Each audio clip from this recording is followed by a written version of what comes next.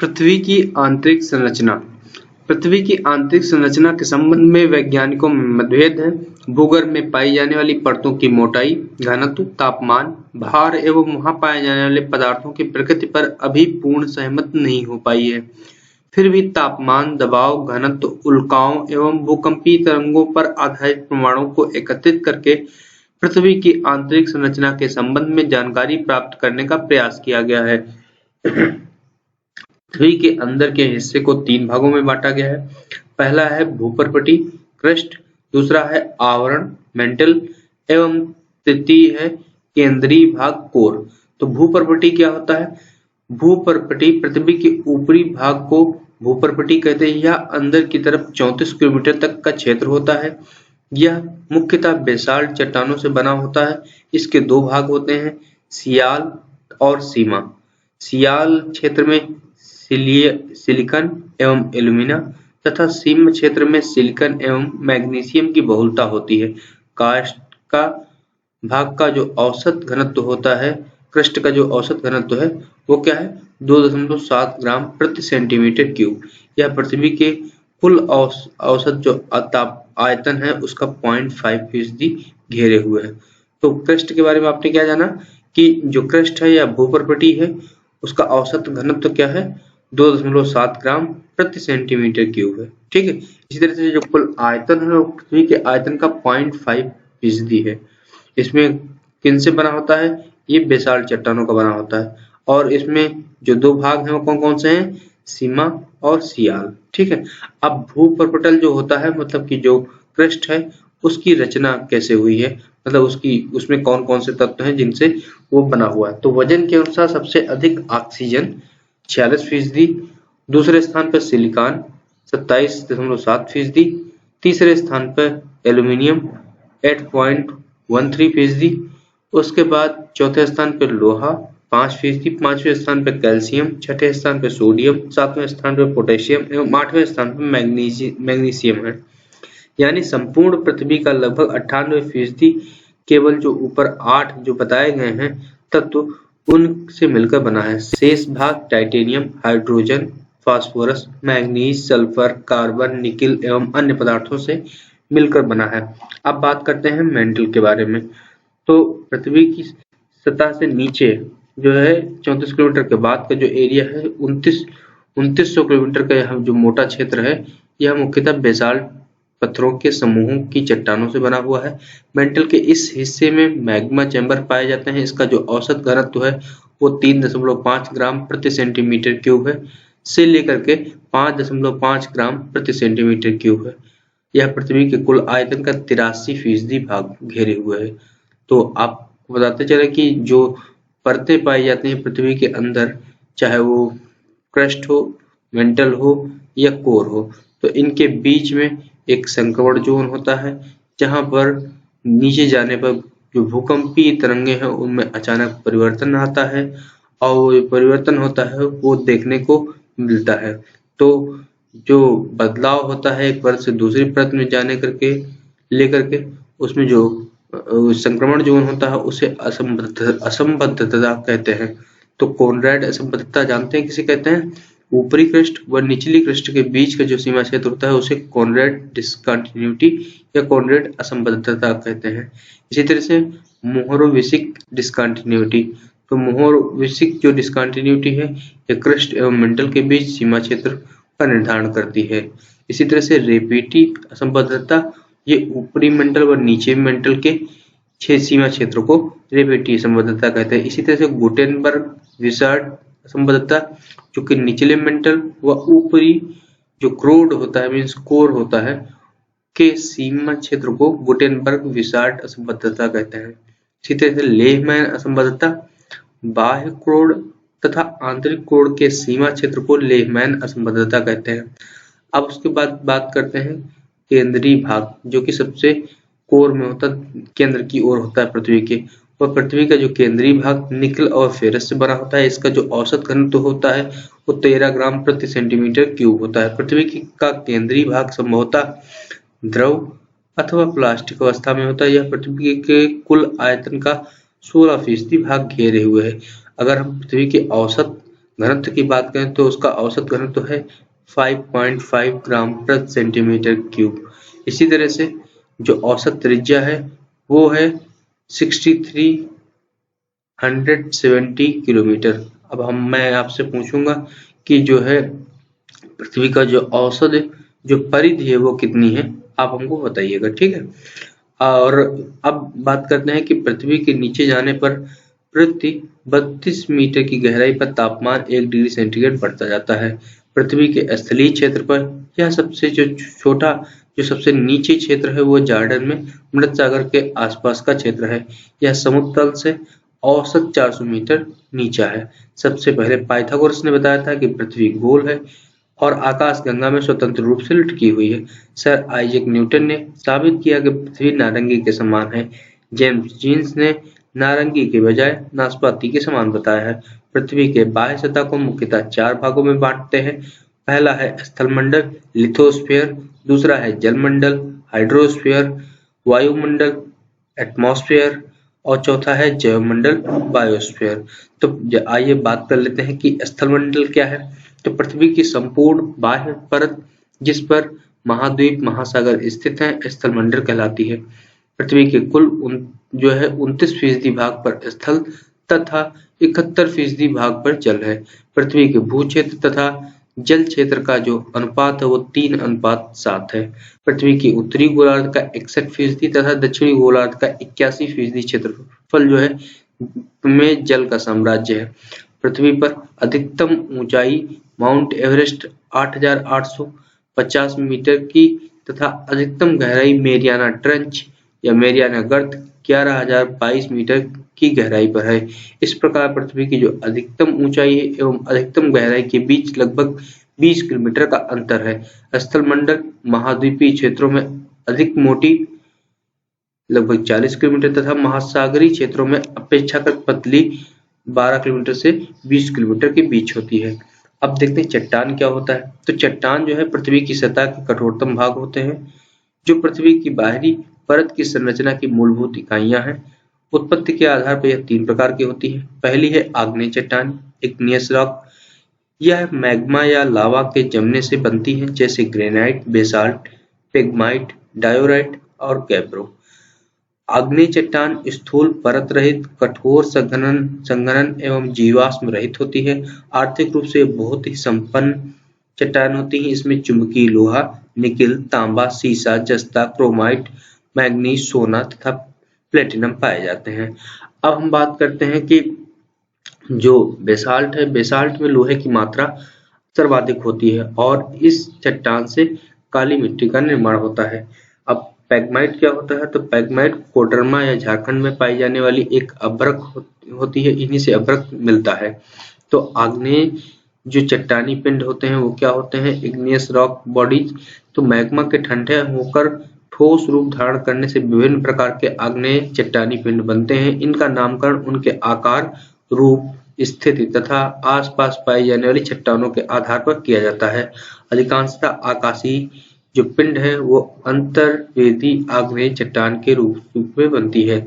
तो आपको बताते चले कि जो आग्नेय चट्टान है उनमें अगर अधिक ताप और दाब की प्रक्रिया से वो जब गुजरती है तो उनका रूपांतरण हो जाता है, मतलब एक रूप से दूसरे रूप में परिवर्तित हो जाती है। तो आग्नेय चट्टान के अंतर्गत जो आती है जैसे ग्रेनाइट है वो जब रूपांतरित होती है तो कायांतरित होती है तो नीस में बदल जाती है। ग्रेनाइट नीस में, साइनाइट नीस में, गैब्रो सर्पेंटाइन में, बेसाल्ट सिस्ट में, बिटुमिनस कोयला ग्रेफाइट में बदल जाता है। तो अब बात करते हैं कि बैथोलिथ क्या होता है। यह सबसे बड़ा आग्नेय चट्टानी पिंड है जो अंतर्वेदी चट्टानों से बनता है। यह एक पाताली पिंड है। यह एक बड़े गुंबद के आकार का होता है जिसके किनारे खड़े होते हैं। इसका ऊपरी तल विषम होता है। यह मूलतः ग्रेनाइट से बनता है। संयुक्त राज्य अमेरिका के इदाहो बैथोलिथ 40,000 वर्ग किलोमीटर से भी अधिक क्षेत्र में विस्तृत है। इसी तरह से कनाडा का कोस्ट रेंज बैथोलिथ इदाहो से भी बड़ा है। स्टॉक क्या होता है। तो छोटे आकार के बैथोलिथ को स्टॉक कहते हैं। इसका ऊपरी भाग गोलाकार गुंबदनुमा होता है। स्टॉक का विस्तार 100 वर्ग किलोमीटर से भी कम होता है। अब लैकोलिथ क्या होता है। जब मैग्मा ऊपर की परत की ओर तेजी से उठता है जोर लगाता है तो गुंबदाकार रूप में जम जाता है, इसे लैकोलिथ कहते हैं। मैग्मा के तेजी से ऊपर उठने के कारण यह गुंबदाकार ठोस पिंड छतरीनुमा दिखाई देता है। उत्तरी अमेरिका के पश्चिमी भाग में लैकोलिथ के कई उदाहरण मिलते हैं। तो लैकोलिथ जो होता है वो बहिर्वेदी ज्वालामुखी पर्वत का ही एक अंतर्वेदी प्रतिरूप होता है। लैकोलिथ क्या होता है? जब मैग्मा जमकर तस्तरीनुमा आकार ले लेता है तो उसे लैपोलिथ कहते हैं। लैपोलिथ दक्षिणी अमेरिका में मिलते हैं। फिर फैकोलिथ, तो फैकोलिथ जो होता है जब मैग्मा लहरदार आकृति में जमता है तो उसे फैकोलिथ मिलते हैं, जिसमें अपनतियां और अभिनतियां पाई जाती है। सिल क्या होता है? जब मैग्मा भूपृष्ठ के समानांतर परतों में फैलकर जमता है तो उसे सिल कहते हैं। इसकी मोटाई 1 मीटर में से लेकर के सैकड़ों मीटर तक होती है। छत्तीसगढ़ एवं झारखंड में सिल पाए जाते हैं। 1 मीटर से कम मोटाई वाले सिल को सीट कहते हैं। आप समझ रहे हैं ना?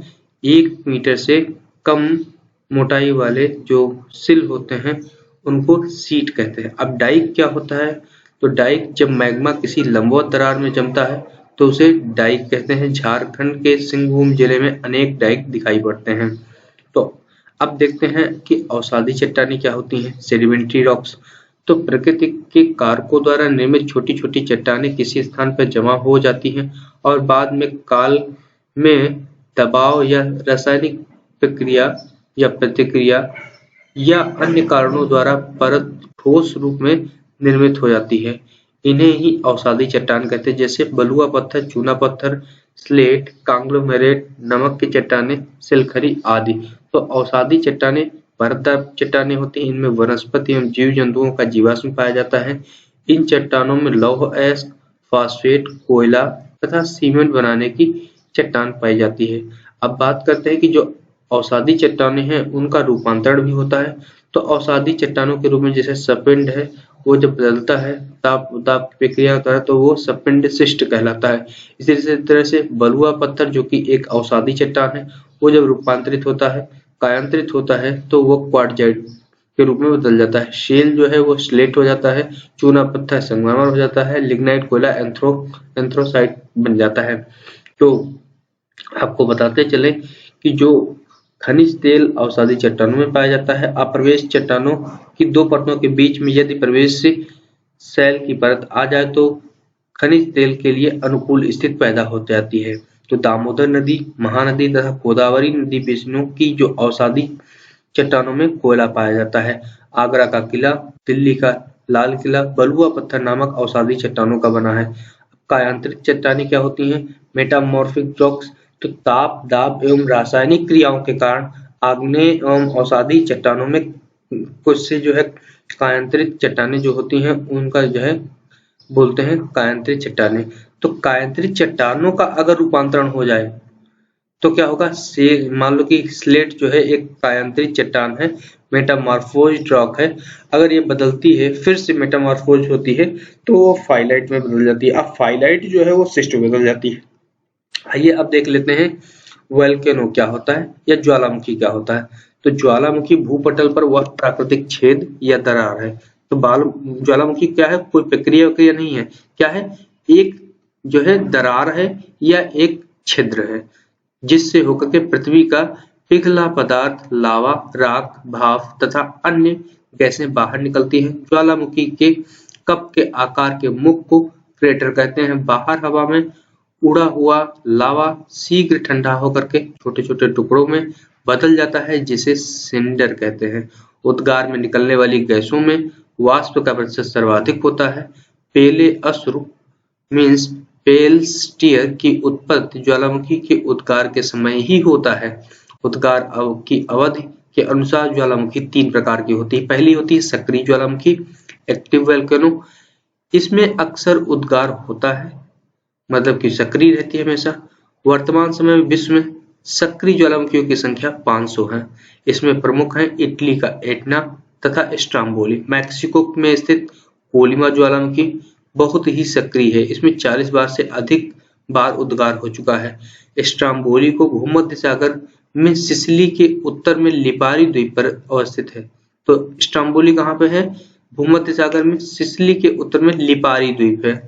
समझ रहे हैं? तो इसमें सदा प्रज्वलित गैस निकलती रहती है जिससे इसके आसपास का भाग प्रकाशित रहता है। इस कारण इस ज्वालामुखी को भूमध्य सागर का प्रकाश स्तंभ कहा जाता है। आप इसको याद रखिएगा, बहुत बार पूछा गया है कॉम्पिटिशन्स में। तो विश्व का सबसे अधिक सक्रिय ज्वालामुखी किलायू, जो कि हवाई जो द्वीप है यूएसए का, वहां पर स्थित है। अब दूसरी जो प्रकार की ज्वालामुखी होती है उसे बोलते हैं प्रसुप्त ज्वालामुखी, डोरमेंट जो है वोल्केनो। पहली कौन सी थी? एक्टिव। दूसरी क्या है? डोरमेंट।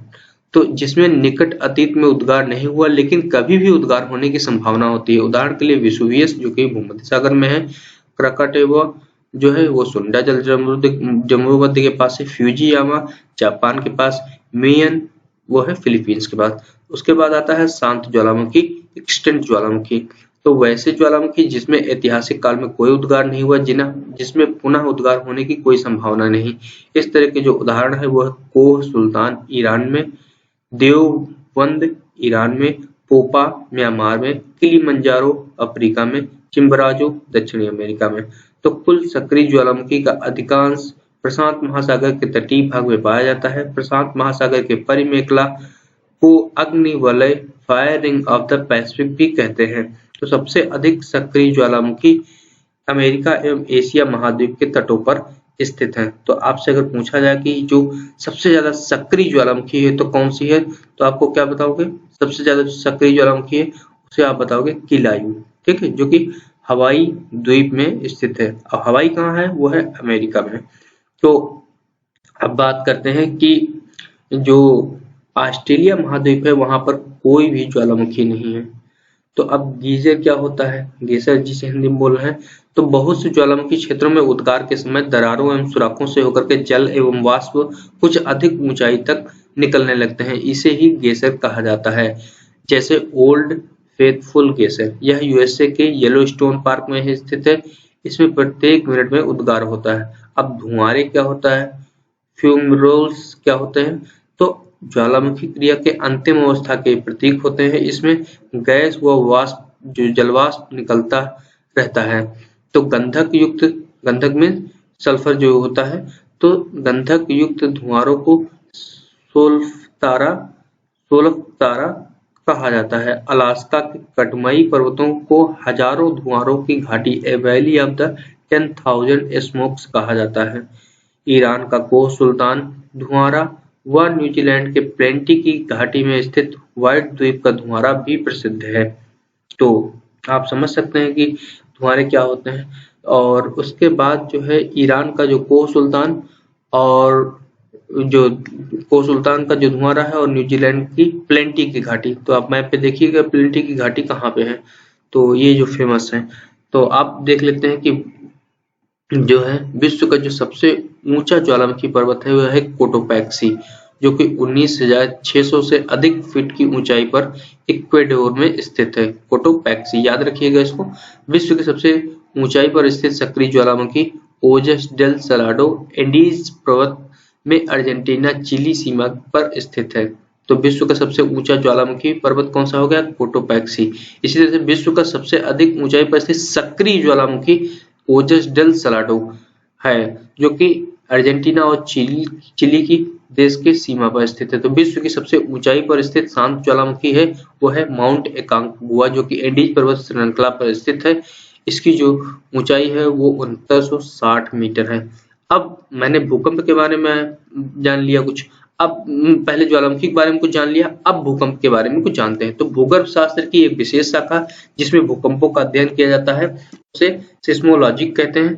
तो भूकंप में 3 तरह के कंपन होते हैं। पहले होती प्राथमिक अथवा पी वेव्स, प्राइमरी और पी वेव्स। यह तरंग पृथ्वी के अंदर प्रत्येक माध्यम से होकर के गुजर सकती हैं, ठोस द्रव गैस कोई भी माध्यम हो।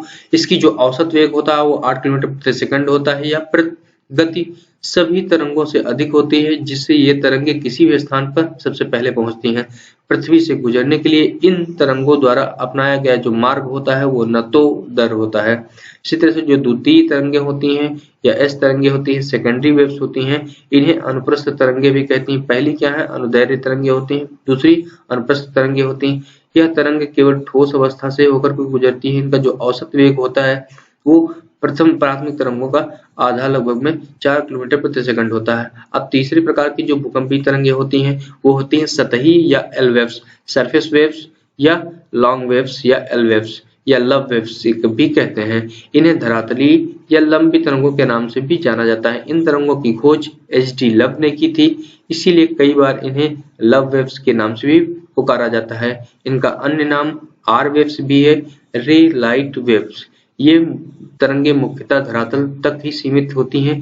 एक ठोस, तरल तथा गैस तीनों माध्यमों से गुजर सकती हैं। इनकी जो औसत चाल होती है वो 1.5 किलोमीटर से लेकर के 3 किलोमीटर प्रति सेकंड होती है। सतही तरंगे सर्वाधिक विनाशकारी होती हैं। भूकंपीय तरंगों को सिस्मोग्राफ नामक यंत्र द्वारा रेखांकित किया जाता है। इससे इनके व्यवहार के संबंध में जानकारी मिलती है। तो कुछ जो फैक्ट्स हैं उनको जान लेते हैं। तो सभी भूकंपीय तरंगों का वेग अधिक घनत्व वाले पदार्थों में गुजरने पर बढ़ जाता है तथा कम घनत्व वाले पदार्थों से गुजरने पर घट जाता है। केवल प्राथमिक तरंगें ही पृथ्वी के केंद्रीय भाग से गुजर सकती है, परंतु वहां पर उनका वेग कम हो जाता है। गौड़ तरंगें जो होती हैं वो द्रव पदार्थ से नहीं गुजर सकती। एल तरंगे केवल धरातल के पास ही चलती हैं। विभिन्न माध्यमों से गुजरते समय तरंगे परावर्तित होती हैं एवं अपवर्तित भी होती हैं। तो केंद्र क्या होता है? तो फोकस जिसे बोलते हैं। तो भूकंप के उद्भव स्थान को केंद्र कहते हैं या सेंटर या फोकस कहते हैं। भूकंप के केंद्र के निकट पी, एस व एल तीनों प्रकार की तरंगें पहुंचती हैं। पृथ्वी के भीतरी भागों में ये तरंगे अपना मार्ग बदलकर भीतर की ओर अवतल मार्ग पर यात्रा करती है। भूकंप केंद्र से धरातल के साथ 11,000 किलोमीटर की दूरी तक पी तथा एस तरंगें पहुंचती हैं। केंद्रीय भाग पर पहुंचने पर एस तरंगें लुप्त हो जाती हैं और पी तरंगें अपवर्तित हो जाती हैं।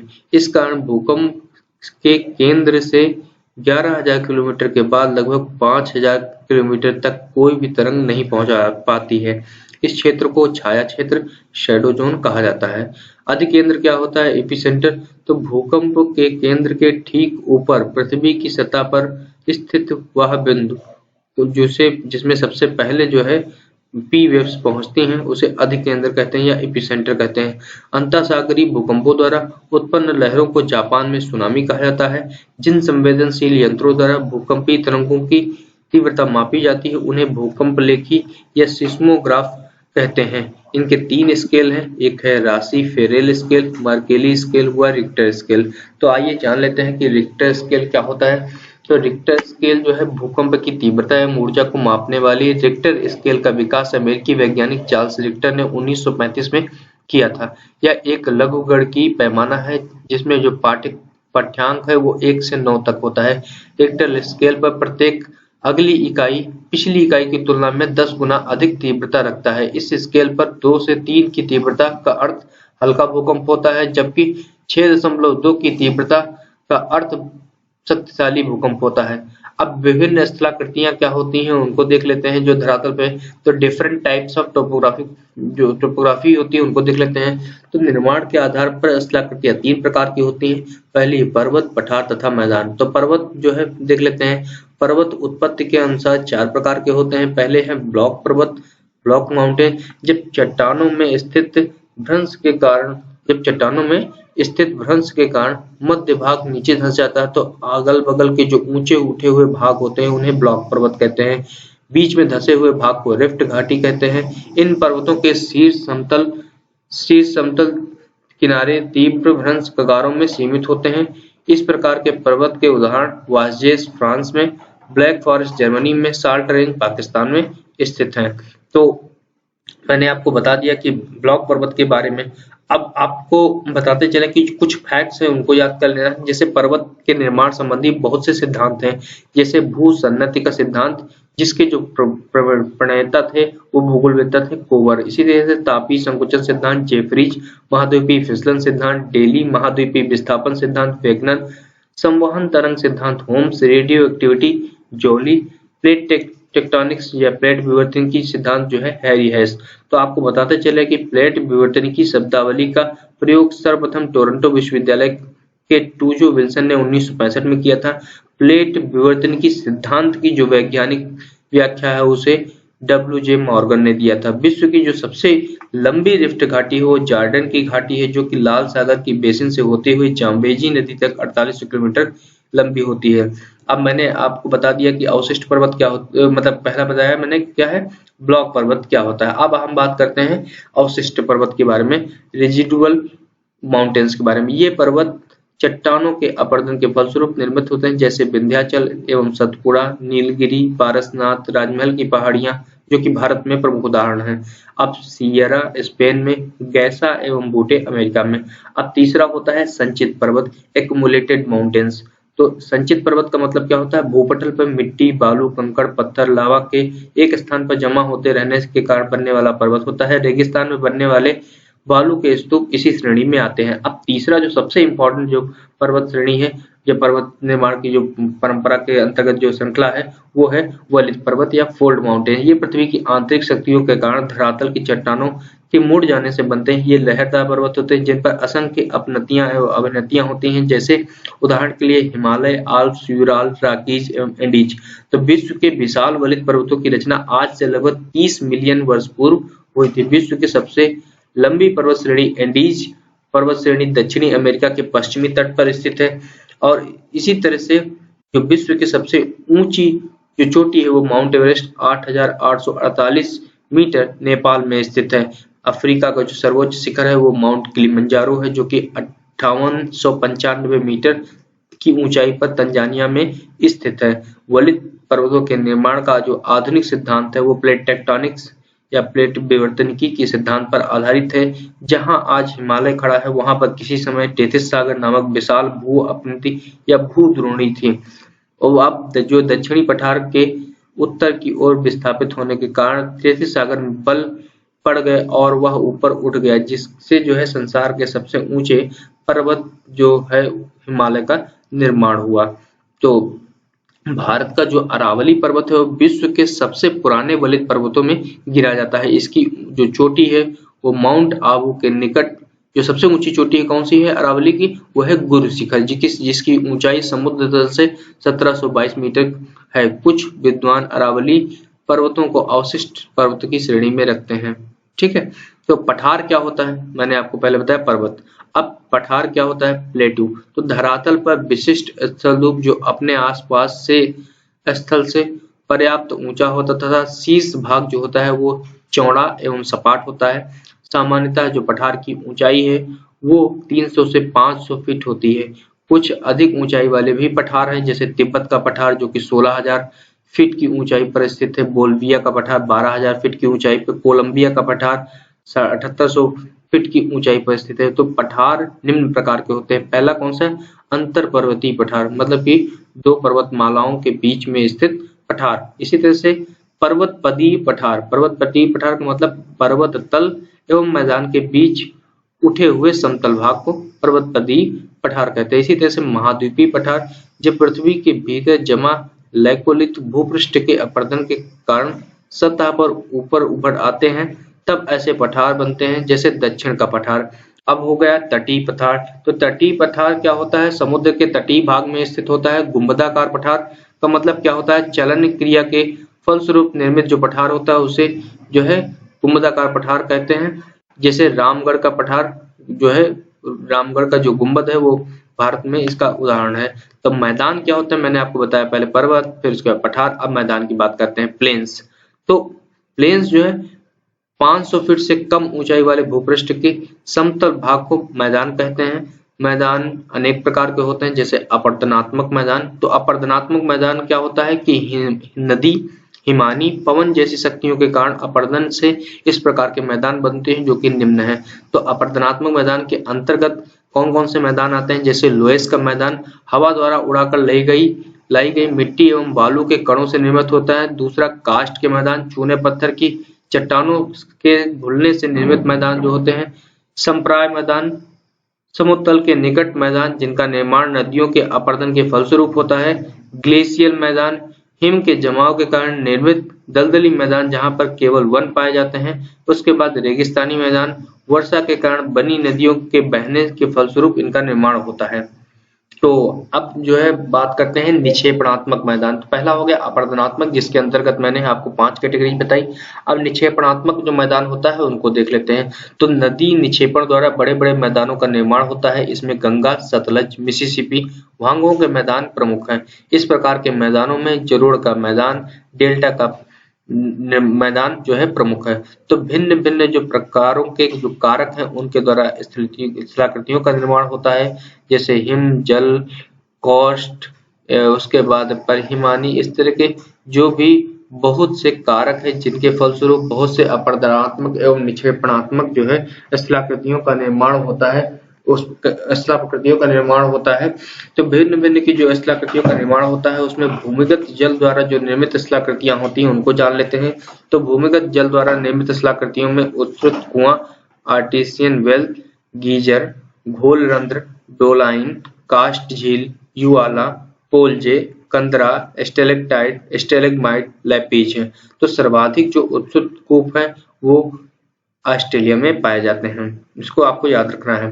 तो सागरीय जल द्वारा जो निर्मित स्थलाकृतियां हैं वो कौन कौन सी हैं? सर्फ, वेलाचली, तरंगिका, पुलिन, हुक, लूप, टोम्बोलो। इसी तरह हिमनद द्वारा निर्मित स्थलाकृतियां कौन सी हैं? Cirque, tarn, arete, horn, nunatak, fjord, drumlin, kame, esker. तो आपको बताते चलिए कि जो ड्रमलिन है, ड्रमलिन मुख्य रूप से समूह में मिलते हैं।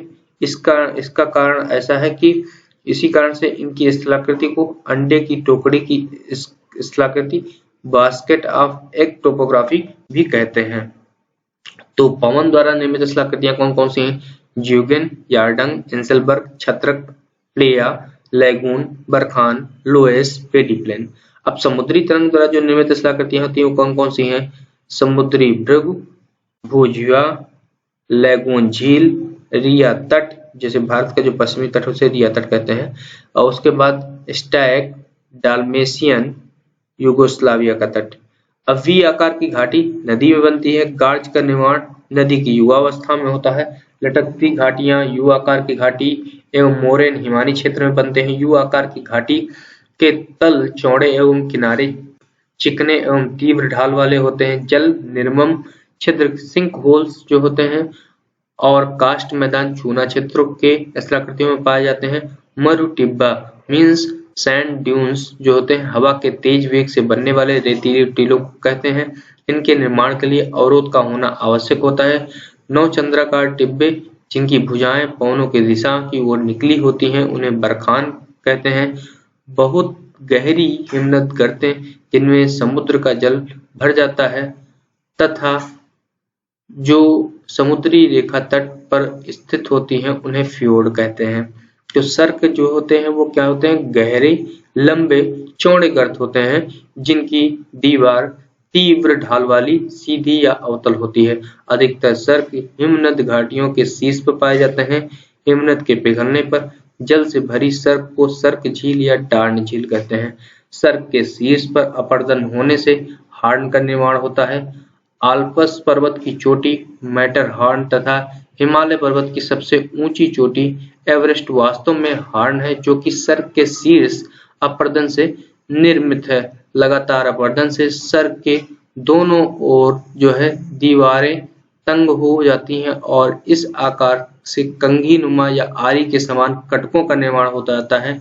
इसे अरेत कहते हैं या तीक्ष्ण कटक कहते हैं जिन पर चढ़ना बहुत ही मुश्किल होता है। तो अब देख लेते हैं कि जो सागरीय जल तरंग द्वारा निर्मित तट रेखा होती है वो कौन कौन सी होती है। तो पहला है फ्योर्ड तट। किसी हिमानीकृत उच्च भूमि के सागरीय जल के नीचे धंस जाने से फ्योर्ड तट का निर्माण होता है। इनके किनारे खड़ी दीवार के समान होते हैं। उदाहरण के लिए नॉर्वे का तट फ्योर्ड तट का प्रमुख उदाहरण है। इसी तरह से रिया तट तो नदियों द्वारा अपर्दित उच्च भूमि के धंस जाने से रिया तट का निर्माण होता है। इसकी गहराई समुद्र की ओर क्रमशः बढ़ती जाती है। प्रायद्वीपीय भारत के पश्चिमी तट का जो उत्तरी भाग है वो रिया तट का प्रमुख उदाहरण है। तो हैफा तट क्या होता है?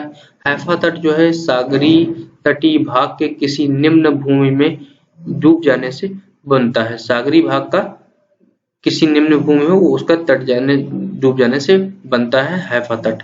इस पर रोधिकाओं की समानांतर श्रृंखला मिलती है जिससे सागरीय जल घिरकर लैगून झीलों का निर्माण करता है।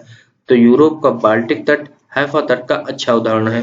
तो डाल्मेशियन तट क्या होता है? समानांतर पर्वतीय कटकों वाले तटों के धंसाव से डाल्मेशियन तट का निर्माण होता है। यूगोस्लाविया का डाल्मेशियन तट इसका प्रमुख उदाहरण है। निर्गत समुद्री तट क्या होता है? तो स्थल खंड के ऊपर उठने या समुद्री जल स्तर के नीचे गिरने से निर्गत समुद्र तट का निर्माण होता है। इस प्रकार के तट पर स्पित, लैगून, पुलिन, क्लिफ एवं मेहराब मिलते हैं।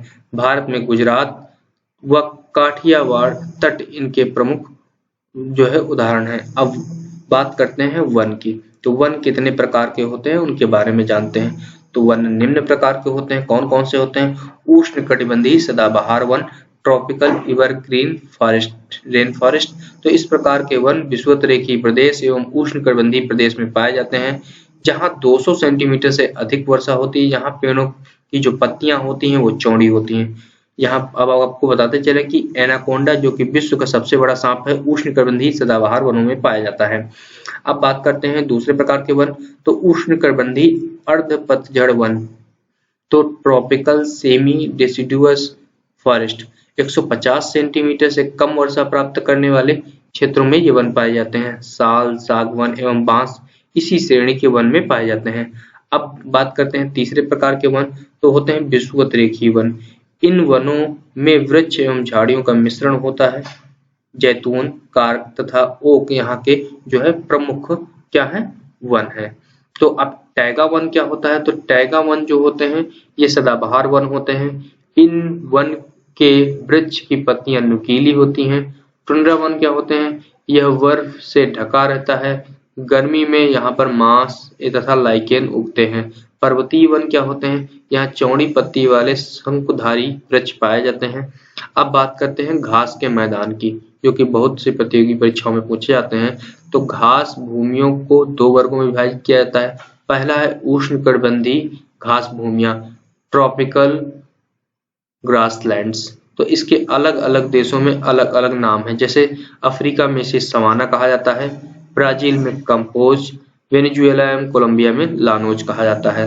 अब शीतोष्णकटिबंधीय जो घास भूमियां हैं उनको जान लेते हैं। तो इससे भी विभिन्न देशों में अलग अलग नामों से जाना जाता है। शीतोष्ण में टेम्परेट ग्रासलैंड्स, तो प्रेयरी जो संयुक्त राज्य अमेरिका एवं कनाडा में कहा जाता है।